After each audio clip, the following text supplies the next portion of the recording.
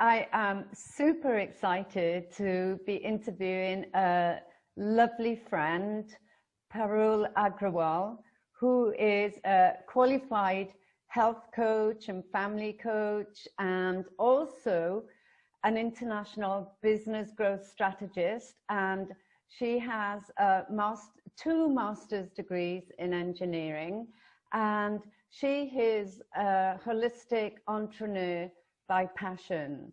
She has many, many feathers to her bow. She's also a writer and contributed to amazing magazines like Forbes, Entrepreneur, and Good Man Project. And she's helped over 200 people to become best-selling authors on Amazon, including myself with my collaborative book called Lady X. So I'm very, very grateful, and I'm grateful for you giving up your precious time to be here today, Parul. So welcome to Wellness Spring. Thank you so much, Beverly. It's truly my honor to be here and, be on the same platform as you, because I'm also a big fan of your work. Oh, thank you very much. Like, you are so super busy. How do you, because you're also a mum, how do you juggle? How do you juggle between work and your family life? I think that is the biggest issue, having two little ones, and right now everything being online, it kind of is a challenge, but at the same time, I think it all boils down to having that discipline, not just among your family, but among yourself, knowing what is really important to you at a particular time. For example, when my kids are either in the school or whether or studying online in their classes, that's the primary time that I work. And once they are off their classes, it's my time with them. Of course, there are days when I have to work because they are in school only very short period of time, 9 to 3, but sometimes I have to work beyond that also. But I try to keep most of my things during the time, especially meetings and stuff when they are in school. And my little one is only 3, so she's not even in school all the time. She's just, having fun. But it's really, really understanding that, yes, you're a mom and your children are obviously your primary responsibility. And at the same time, knowing that you also have responsibility towards your business and most importantly, yourself. So, planning the day well and being in the moment, not thinking about too many things while we are focusing on a particular task really helps.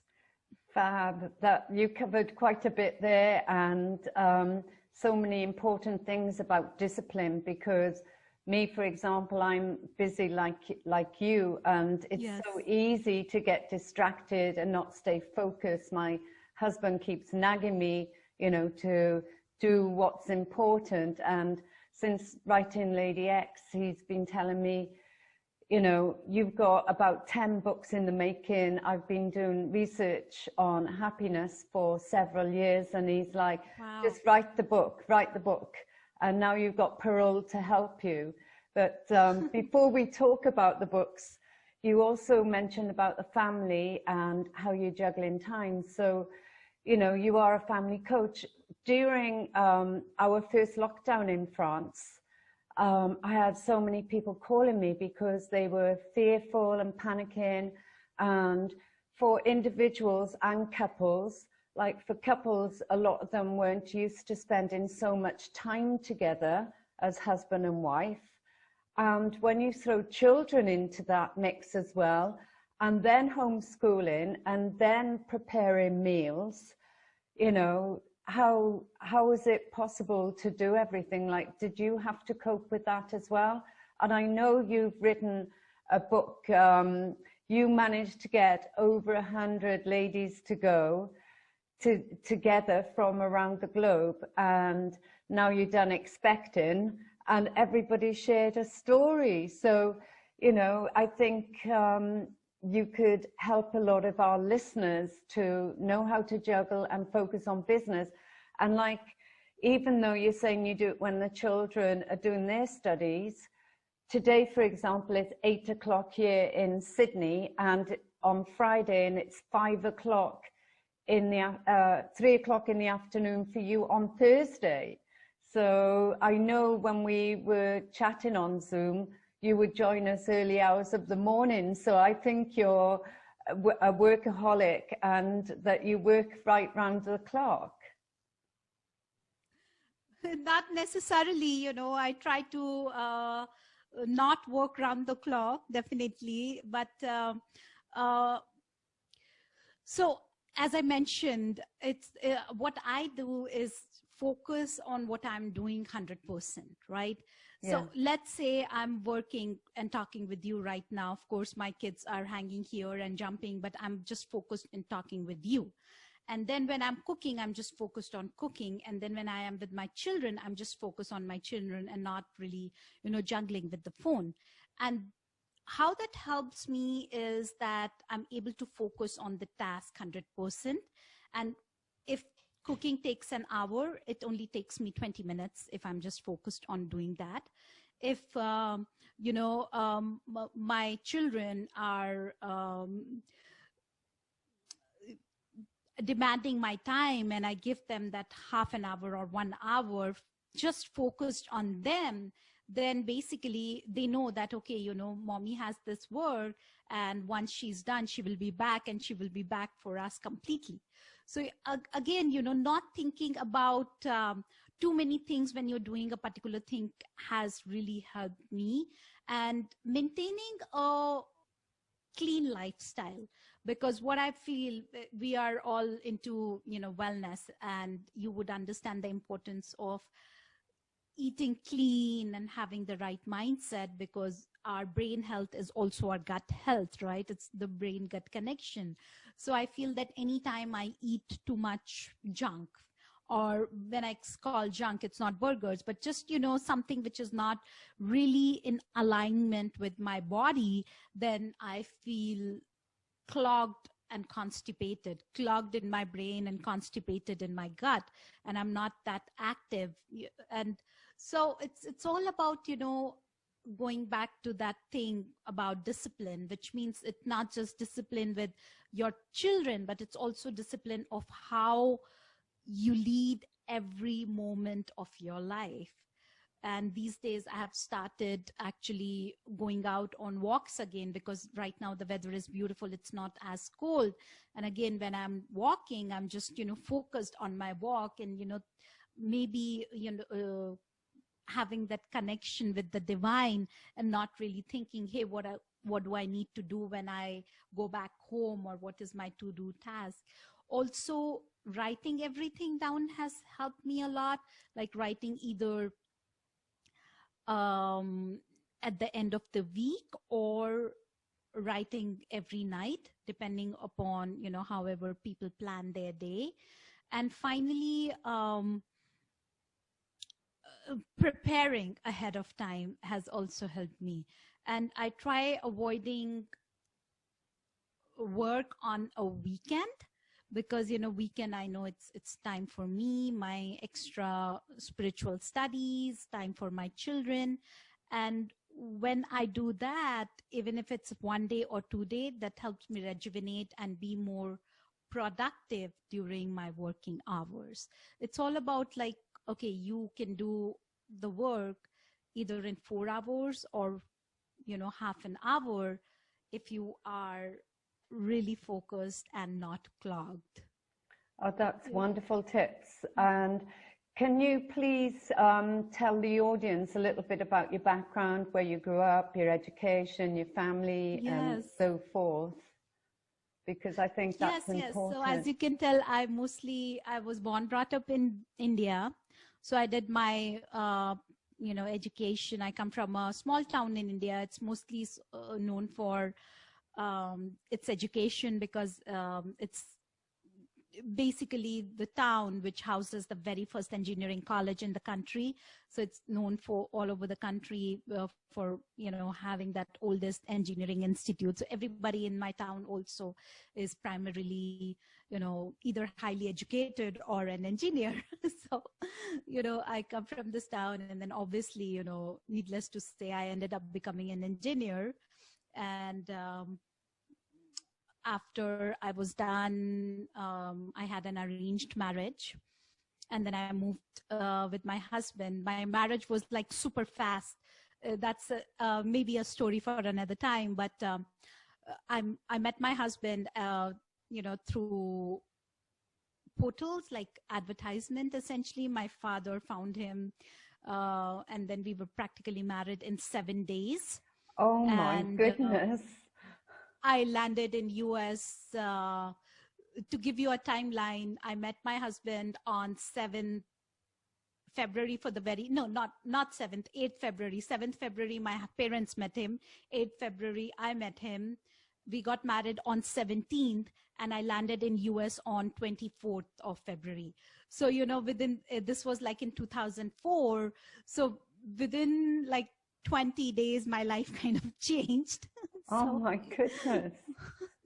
No, I had not planned of coming to US. In fact, when I met my husband, at that time, he was a prospective groom.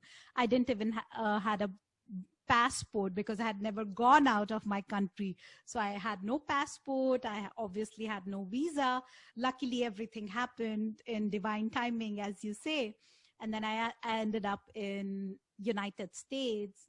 And then I was like, okay, now I'm in US. I have heard a lot of good things about the higher education in this country. So the obvious natural step was, pursuing a master's degree in engineering. So I luckily got admission at Arizona State University, which is one of the top universities also in my town and now in the country. I ended up there. I finished my first master's. Then I entered into the PhD program. The PhD program I was in, that group kind of moved to another university, University of Arizona, which is around 100 miles from my house. And I couldn't move, obviously, because, I was married. My husband was living here. So I decided to drop down from my PhD program, and I ended up doing a second master's in engineering. So that's how I ended up doing 2 masters in engineering. And then I started working in corporate, and then I'm like, doesn't, vibe with me working in the corporate. I want to do something else. So I ended up, becoming a health coach. And mainly because, I was always interested in nutrition. I was always interested in health. But, coming from a town which is known for engineering, that was default, right? I would say that my future was default as an engineer. Everybody in my family was an engineer. So I never really thought that I could do anything else beyond becoming an engineer. But when I came here, I realized, okay, nutrition is truly my passion. I want to do something. And also when I ended up working in the corporate, I realized, okay, I don't want to look like this lady 10 years from now. I want, to do something more with my life. So I ended up, joining personal training school. I became a personal trainer. I became a holistic health coach. And I realized that was something I was truly passionate about. And then I ended up writing a book on green juicing. And in the process, I also had my son. So it turned out perfect because I was an entrepreneur at that time, offering health coaching and being an entrepreneur. And I was also able to stay home and take care of my son. So it really turned out perfect. And once I wrote my first book, of course, because of my engineering background, it was easy for me to understand the publishing world, the algorithm and everything. So I ended up learning that. And after that, people started asking me how I, published the book. And more importantly, how I made it so popular, because otherwise I was a mom, working from my kitchen counter, holding the baby in my hand. And then people were like, oh God, her book is a bestseller. How is that even possible? She's like really unknown. And now all of a sudden she's all over the place. And I started, telling people what I did, how I did, and so on and so forth. It kind of became into, a lucrative career, I would say. Yeah. Yes. So that is how I ended up, becoming a publisher. And, so far I have helped around 400 people write, Wow. publish, and market their books. Yeah. Wow, that's incredible. Yeah, I'm really curious about the juicing. You covered a lot there, but we'll break it down. But the juicing, back in the early 90s, in Australia, everybody was rushing off to Bali, and I know people in the UK as well, to do detox retreats. And a lot of people would feel sick because maybe their body is too acid or too alkaline. And then if you're adding more acid or alkaline, they were vomiting because they'd gone into overload, and they didn't know any better. So I had someone give a talk on the importance of, having tailor-made juice programs for you. And I think the evolution of nutrition and the studies and things have changed. What's your take on that? Because I know you're highly qualified in juicing, and it's not one juice for everyone.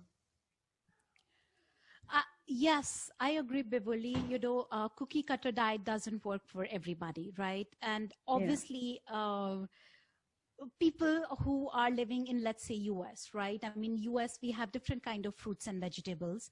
And if we go to India, and we try to find the same kind of fruits and vegetables, they might be not available, or even if they are available, they might not be so rich in minerals because the soil is not as rich in minerals, right? So again, juicing and the kind of juices, they are also very specific to not only your body chemistry, but also according to the country and the region you are living in, right? It definitely takes around 3 days, as they say, for your body to change from acidic to alkaline. And those are the 3 days when people experience most of the detox symptoms, like, headaches and nausea and all these things. It's not easy because, it's not also, people say, oh, I cannot do it. I cannot do it. It's too much for me. But I always tell them, it's not really you. It's not that you have less of a willpower or something. It's basically all these parasites that have been living in your gut and your intestine lining that have been, sending all these signals to your brain, because now they are used to eating a certain food at a certain time, right? So they keep sending these signals that, hey, we want that bread, or we want that pasta. And then when these signals and these parasites send these signals to the brain, you think that it's basically you who is craving for these things, right? And therefore, it's not only important what you take in, it's also very important how you eliminate, right? And that's why anytime we do these detoxes, which I still guide for some of my clients, I always tell them, focus on your elimination, especially with juices, because what happens in juicing is you're not eating too much, so there is not really much fiber also, so you become constipated, right? So it's important to follow a good elimination regime also, which means either you are doing, if either you are taking certain supplements to help you go, or some people also like to do coffee enemas and, colon hydrotherapy. Of course, coffee enemas and colon hydrotherapy depends on the individual's comfort level, right? But it mostly, but there are certain things that you could take, like magnesium, or, maybe vitamin C, that will help you go naturally also. So I think, it's really important for all of us to understand that one program does not suit everybody, and one kind of regime also doesn't suit for everybody, because every body is different. And the reaction also to every body is different, right? We might put people on the same juice detox plan, but your body will react differently and my body will react differently, right? So it has to be customized according to, certain things can be common, but most of the time it has to be customized according to the individual chemistry. Yeah. That's very interesting to know, and obviously it's good that you mentioned about different countries and cultures, because obviously being grown up in India, a lot of it is Ayurveda, and you know, I grew up in Britain, so it was meat and 2 veg, and Yes. then you come to Australia and France, you know, in France it was a lot of cream and cheese, and being a vegan, it was very difficult to find healthy eating. But I've always said to people, if you can buy local and in season, you know, 1, you're supporting the local farmers, and 2, you're eating seasonal food, so your body is used to that rather than having imported food. And as you mentioned about the quality, you don't know how long it's been sitting in a van or refrigeration and so forth. So what's your take on frozen food? Frozen food, okay, that's a great question, Beverly, because what happens, actually frozen food, you know, it's because what they do is they pluck the food, they process it, and then they freeze it. Okay, so if it's like organic, non-GMO, then it's actually full of nutrients, right? I mean, it's sometimes, let's say, my kids love cherries, right? But cherries are not in season. I think here where I live in Phoenix, we get cherries only for very short period of time, maybe 2 weeks maximum. And then if I have to use cherries in maybe my smoothies or something, then I go ahead and get the frozen food, because I know, like, you know, if you know the source, as you mentioned, if you know the source, if you know where your frozen food is coming from, and if they're using the technology that is preserving the nutrients, then it's not that bad. I don't recommend eating it on a regular basis, because I'm like, hey, you know, the most nutrient dense food is something that is from farm to table, of course. But then there are, for example, just to give you an example, this is so crazy. When I moved to India, I had moved to India for 1 year, like after living in US for 15 years, because of my husband's job, we moved back for 1.5 years. And I was so used to eating like blueberries, strawberries, and raspberries. And when I went back, I couldn't find it. I went into depression, right? I really went into depression. I'm like, okay, and I also found out that I was pregnant. So maybe, you know, my body was craving all these foods because I know they're full of antioxidants, and in pregnancy you use so many antioxidants for this little fetus, right? And I'm like, oh my gosh, you know, now what do? I'm missing my raspberries, and I literally was crying practically. And I'm like, okay, why did we even move here? I cannot. And India, born, brought up there, so it was not like, you know, something, a new environment altogether. I could still find mangoes, I could still find bananas, the stuff that I grew up eating. But for some reason, I was really craving raspberries and strawberries at that point of time. And these things are not easily available there, especially the blueberries and raspberries. So luckily I found something that was frozen. It's a company called Very Berry, and you wouldn't imagine my happiness at that time. I thought like I was this girl in Disneyland that had really found something, you know, met the queen or the king of her dreams. So, you know, so at that point I realized, okay, you know, yes, fresh is the best, but sometimes when you really want something, then you are able to find it in organic or frozen form, it is a life savior. And now that I think back, my daughter, she's 3.5, and all she wants to eat all the time is strawberries and raspberries. You know?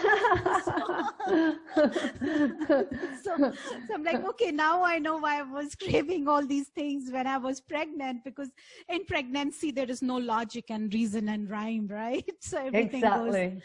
goes. So, but you know, sometimes these things could be really savior. And especially in terms when we're making smoothies, and also fast, because if you do not want to cut the fruits every day, but you still want all these nutrients in your body, you can just, you know, throw all your fruits and vegetables in the blender and drink them. So I think, again, as long as you know that the food has been processed really well and stored really well, I don't think I would say that I'm like totally opposed to it. Yeah. I've never been pregnant, but I've worked with lots of pregnant ladies, and obviously I'm an auntie, so I've had sisters and loads of family and friends pregnant. Yes. And their hormones run wild. And it's interesting that you said, you know, to listen to your body, and, you know, you had that craving. And I think our body is the best teacher because it knows exactly what it wants.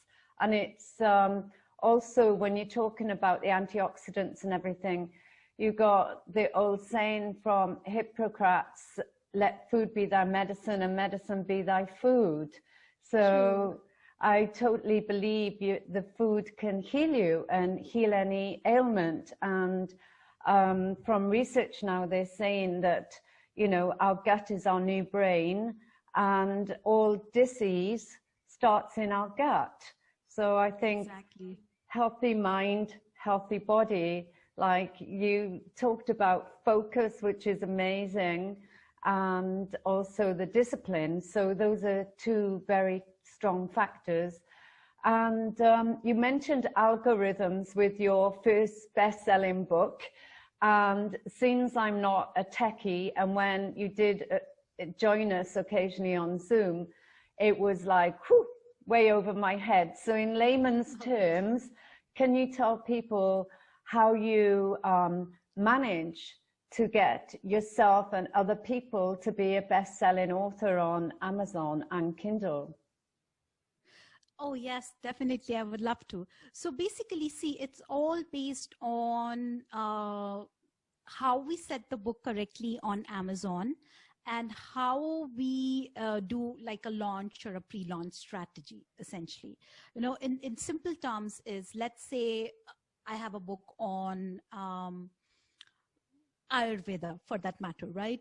And if Dr. Deepak Chopra is also releasing a book on Ayurveda, then I know that my competition with him, then I am like, you know, I have competition with him, and I will not be able to, you know, be as competitive or as successful as him, because obviously, you know, he is well known all across the world and he has a name, and I'm a newbie author, or, you know, not as known of an author as he is. So obviously, you know, we know that, okay, his book is in a particular, you know, category or set this way on Amazon. And now what we could do with, specifically with Amazon, they give us the convenience of not only putting our book in a category which is Ayurveda, but also other niche categories. For example, it could be Ayurveda for vegans, or Ayurveda for vegetarians, or Ayurveda, you know, for specific body types. So we have these niche categories also. Plus, we also have, you know, some other categories where it might not be Ayurveda, but it could be, let's say, beautiful health and skin, right? So we know, like, okay, if a person wants to have a beautiful health and skin, they probably need to follow some Ayurvedic what do you call it, lifestyle, and then they will have a beautiful health and skin. So it's not necessary that we have to place the book 100% into the category that is that we think is conducive to the book. We can also play around considering the competition, considering the other books that have been launched on Amazon or we think are launching in the next few weeks. So that is how basically the algorithm thing works. But okay, are you still able to hear me? It says Yeah. Okay, great.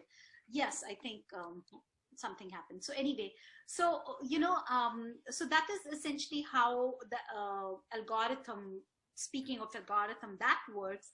But at the same time, algorithm is not the only thing. It is also based on if we are having certain number of sales for the book, if we are actually able to create a buzz for the book before and during the launch.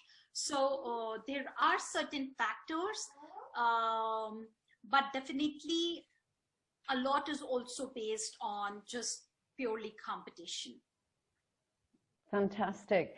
And I know that you are an amazing public speaker as well, and you're a TEDx speaker, and you actually help people to become a speaker, and you help people to write their books. And can you tell us exactly what you do?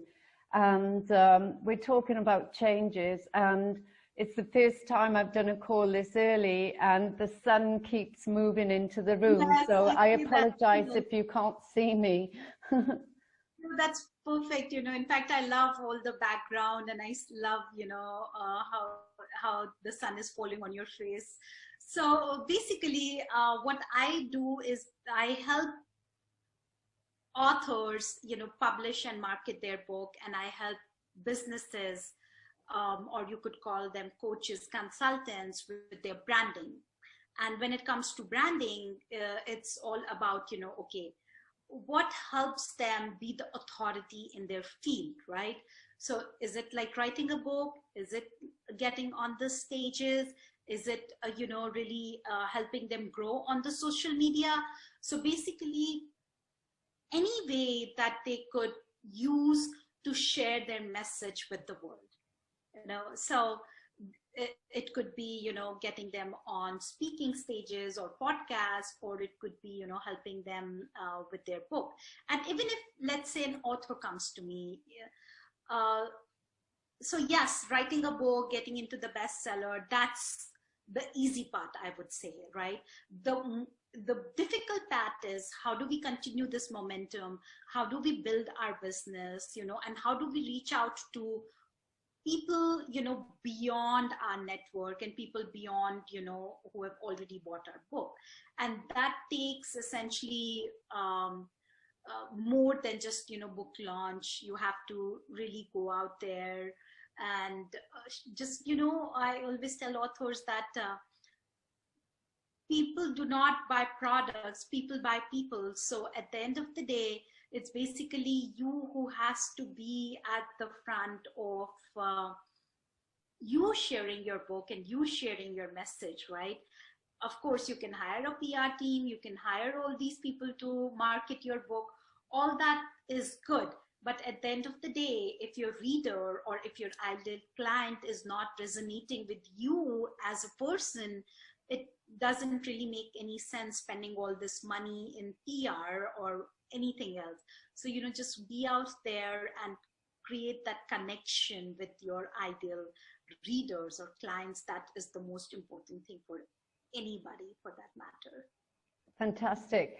And do you literally private coach people into what to say and how to speak? Because a lot of people, as Jerry Seinfeld says, a lot of people would rather be dead than be on a public stage because they have a fear of public speaking. So do you help people with that as well? I essentially, if somebody comes to me, so I'm not like a speaking coach as such, because obviously, I have this inhibition also that yes, people are better than me, and there's somebody out there who could do this job better. But let's say if there is a client that I have who wants to get onto a speaking stage, especially like the TEDx talk, then I do coach them initially, and I do help them, craft their message. essentially what I feel, Beboli, you know, all this, if somebody is coming, then they have the genius to actually present their idea. It's all about being their cheerleader and giving them the confidence that yes, they can do it. So I would rather be, you know, the cheerleader than, you know, telling people like, hey, do this or do that. You know, that is the way I work. Just being there for that person when needed. Oh, that's wonderful. And it's so good to have someone to be there for you, because a lot of people are on their own or don't have family or friends that support them. And I just want to know, if there was one thing you could do to change the world, what would it be? That's such a wonderful question. You know, I would ask everybody to sit down and meditate, you know, because I feel that once you are meditating and you're listening to that inner voice, the change comes from within. And then if you change, then the collective consciousness changes, right?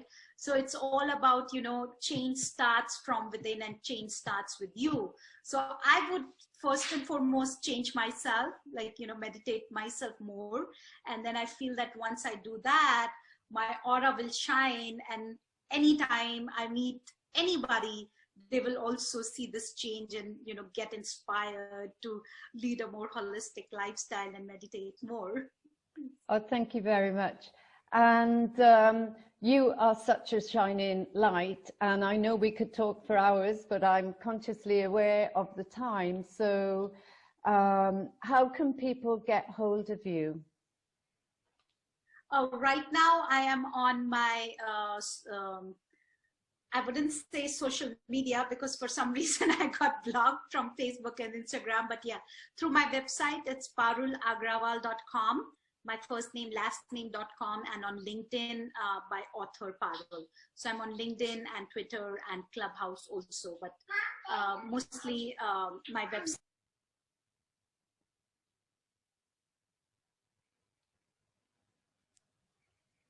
So yeah, my website and my LinkedIn.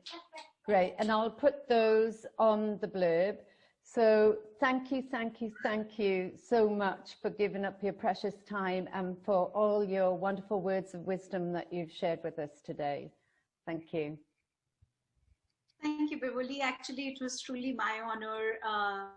And thank you for waking up early at 8 a.m. to have this call with me. Really appreciate it. Thank you. Thank you so much. So that went really well, and I know you have two little children who are calling out for you, but that was amazing. And thank you. My husband left this morning to go away for a month, so when he's back he will edit this unless I can get it to him on cloud, and I'll link you everywhere, but I won't be able to tag you now on Facebook and Instagram and things like that.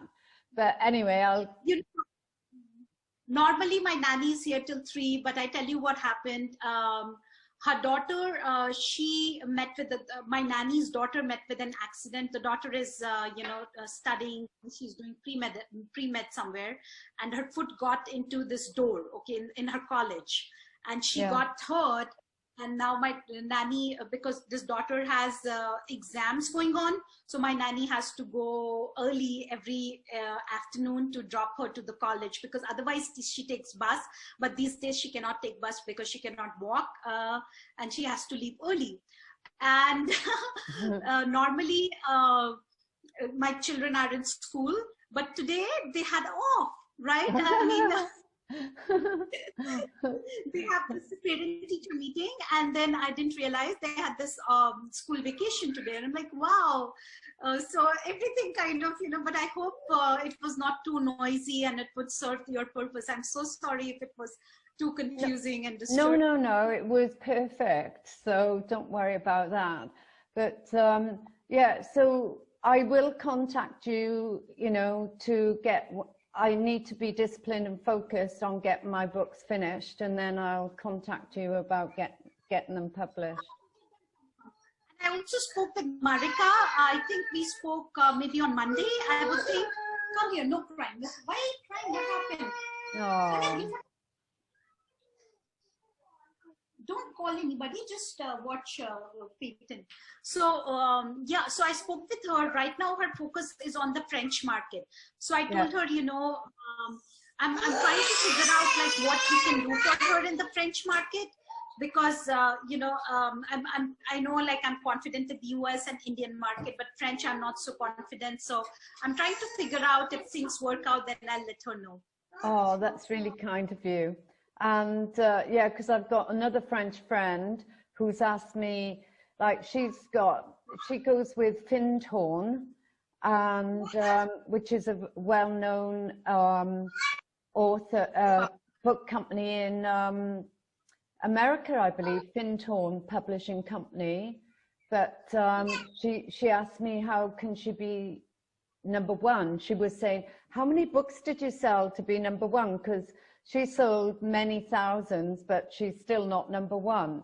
So I said, I'll put her in touch. Her marketplace is, it also depends upon the network, right? So if she thinks she can get people buy her book, we can put the book correctly in the categories, and then we can actually do like a pre-launch or a relaunch for her, and we can get into the #1. See, getting into the #1 is not difficult. It's mostly like once you get into the #1, how do we, you know, continue or how do we use it to our benefit? Yeah, because I just wanted to know how, because she signed a contract with Findhorn and they published a book for her, whether she can still do her own marketing on Amazon. It all depends on what kind of contract she signed. So if let's say if they have the KDP dashboard access with her, you know, then you have to reach out to them and ask them to put the book into a certain category or maybe drop down the price. And so basically we have to take a permission from them to do whatever, and we have to work with them. Right. Okay. Right. Does that make sense?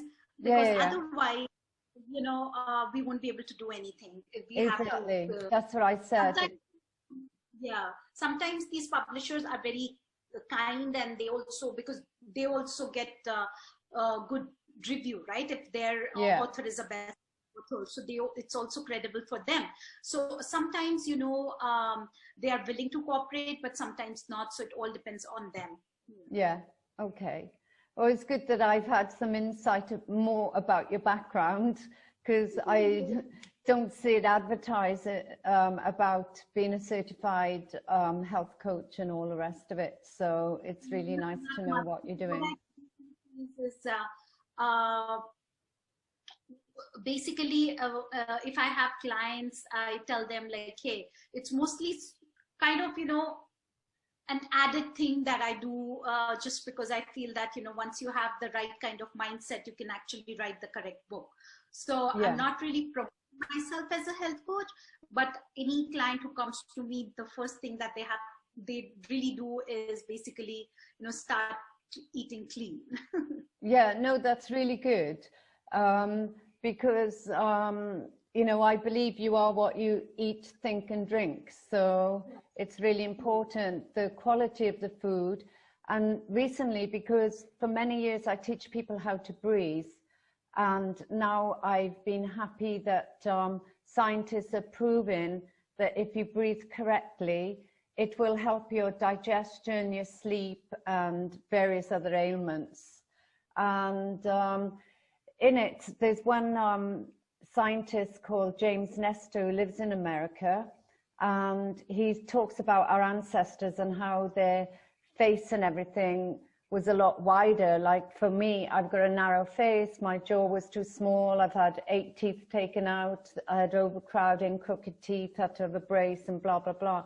But he talks about chewing your food, because a lot of us clench our teeth at night and we grind, and that stimulates the sympathetic, so speeds things up.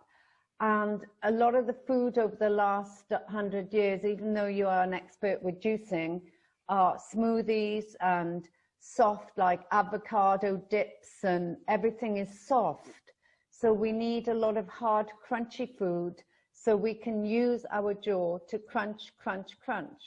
And he suggests that we eat on one side and then the other side. And in my meditations or Reiki retreats, I get people to chew their food until it's liquid, because we rush the food, so we're gulping down life. So, and also we watch TV or something while, you know, so we are just not focused on the food and eating it properly. I can understand. Yes. See, I have a very good jawline, touch wood, you know, and people ask me, how do I get it? And I always tell them, you know, because I chew my food, even the smoothies and juices, I always like chew them. yeah. You know? So, thank you so much. And my apologies. Maybe we'll talk sometime again later. Bye. Yeah. Bye. Lots of love. Bye. Good luck. Bye. Bye. Bye.